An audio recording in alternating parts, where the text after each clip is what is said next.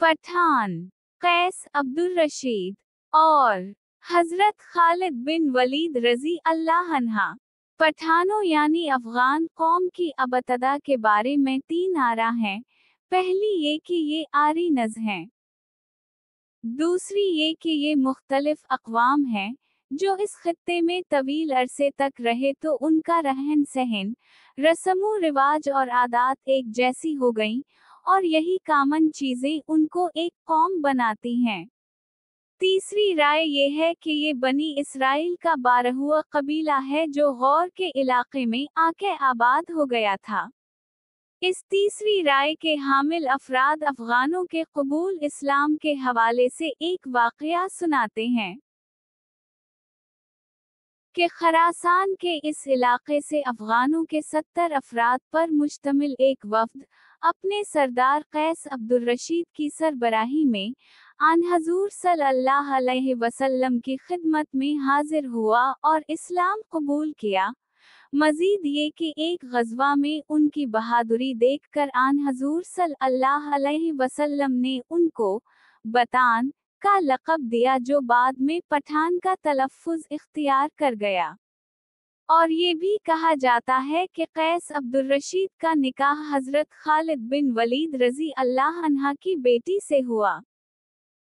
ये तीसरी राय यानी पठान बनी इसराइल का 12वां कबीला और उनके कबूल इस्लाम का वाक़या अक्सर पठानों में काफ़ी मकबूल है, लेकिन इस हवाले से चंद सवाल ज़हन में आते हैं।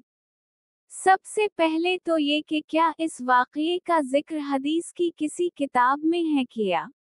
बाज़ अफराद ये कहते हैं कि ये वाक़या अहादीस की कुतुब में नहीं, अलबत्ता तारीख़ की कुतुब में है।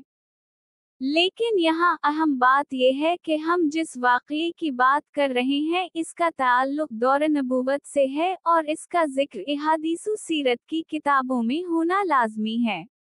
अगर ऐसा नहीं तो उस वाक़ये की सनद पर बहुत बड़ा सवालिया निशान आ जाता है।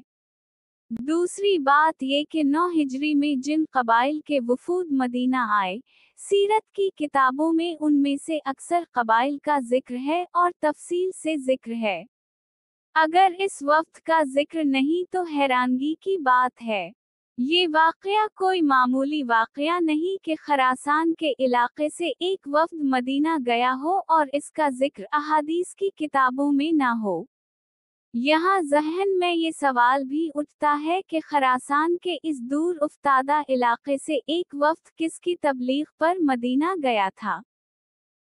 अलफर्ज एक मफरूज़ा ये कायम कर लिया जाए कि सुलह हदीबिया के बाद आन हजूर सल्लल्लाहु अलैहि वसल्लम ने मुख्तलिफ बादशाहों को जो खतूत लिखे थे, इनमें से एक खत कसरी ईरान को भी लिखा गया था और खरासान, जो कि उस वक्त सासानी सल्तनत का एक हिस्सा था, में अफगानों ने इस खत और इस पर कसरी के रद्दअमल का सुनकर अपना एक वफ़द मदीना भेजा हो, तो ऐसी सूरत में इस वाक़ये की अहमियत मज़ीद बढ़ जाती है और इस बात की मुतकाज़ी है कि इसे लाज़मन अहादीसु सीरत की किताबों में वाज़ेह तौर पर लिखा जाता। जहाँ तक ताल्लुक़ है किसी ग़ज़वा में बहादुरी दिखाने का, तो सुलह हदीबिया के बाद जितने ग़ज़वात हुए उनमें से 2 ग़ज़वात ऐसे हैं जिनमें जंग हुई है, एक ग़ज़वा खैबर और दूसरे ग़ज़वा हुनैन। ग़ज़वा खैबर और ग़ज़वा हुनैन दोनों का तारीख़ी रिकॉर्ड मौजूद है, उसमें ऐसे किसी गैर अरब कबीले का कोई ज़िक्र नहीं मिलता। और जहाँ तक फ़तह मक्का और ग़ज़वा तबूक का ताल्लुक़ है तो उनमें झड़प की नौबत ही नहीं आई, लिहाजा उनमें भी किसी गैर अरब कबीले का ज़िक्र नहीं मिलता।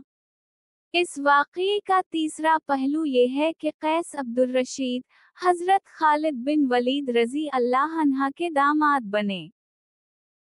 अब ये भी कोई मामूली वाक़या नहीं। एक तो ये कि हज़रत खालिद बिन वलीद कोई गैरमारूफ सहाबी नहीं, बहुत मशहूर सहाबी हैं। दूसरे, उनके साथ जज़ीरा अरब से दूर खरासान के इलाके में रिश्तादारी कोई मामूली वाक़या नहीं था। इसका भी जिक्र सीरत तारीख़ की किताबों में होना चाहिए था। आन हजूर सल्लल्लाहु अलैहि वसल्लम कोई आम तारीखी शख्सियत नहीं।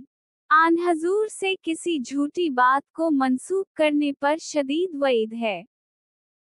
मुसलमान मुअर्रिखीन और अहल इल्म हजरात से गुजारिश है कि अगर ये वाक़या महज मन घड़त है तो अवाम को ये समझाया जाए कि आन हजूर सल्लल्लाहु अलैहि वसल्लम से किसी फर्जी या मन घड़त बात को मंसूब करना शदीद गुनाह है, उससे बचना चाहिए। और अगर ये वाक़या सच्चा है तो इसके तमाम पहलुओं को उजागर करके उसे बयान किया जाए और इसके रेफरेंसेस बताए जाएं। इस तहरीर में अफ़गानों के कबूल इस्लाम के हवाले से जो वाक़या मशहूर है उसके बारे में चंद सवाल हैं, और वो सवाल इसलिए पूछे गए हैं कि अगर ऐसा वाक़या सच्चा नहीं तो उस वाक़ये में आन हजूर सल्लल्लाहु अलैहि वसल्लम से मंसूब जो अल्फाज हैं उनकी सनद क्या है।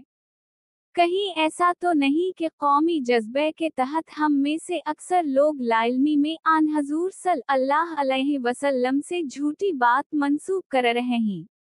आपकी मालूमात के मुताबिक पठानों की तारीख क्या है? कमेंट्स में ज़रूर बताएं।